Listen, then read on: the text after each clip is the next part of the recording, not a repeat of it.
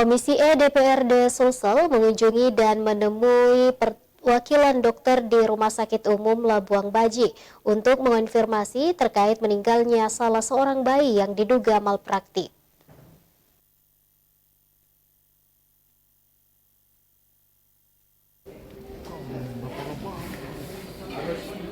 Kunjungan Komisi E DPRD Sulsel ke Rumah Sakit Umum Daerah Labuang Baji dipimpin Ketua Komisi E Rahman Pina.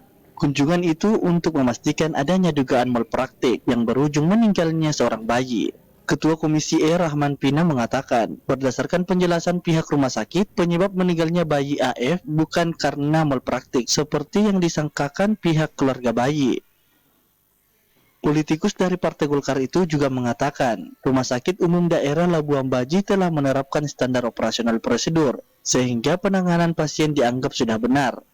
Sehingga menurut Rahman Pina, insiden ini juga perlu mendapatkan tambahan informasi dari Rumah Sakit Pertiwi yang sebelumnya menangani bayi AF. Dirinya menambahkan pasien tersebut tidak membawa rujukan dari Rumah Sakit Pertiwi. Padahal, jika pasien pindah dari rumah sakit penanganan awal ke rumah sakit lain, harus ada rujukan, sehingga membutuhkan informasi lagi dari Rumah Sakit Pertiwi. Ada kesalahan penanganan pasien. Ya, kalau kita dengarkan penjelasan dari pihak rumah sakit, sebenarnya pendarahan itu bukan terjadi karena salah penyuntikan, ya, karena untuk kepentingan infus masukkan obat itu kan tangan kiri, katanya pendarahan di tangan kanan jadi enggak ini. Tadi juga dijelaskan oleh dokter Adi, dokter Agus soal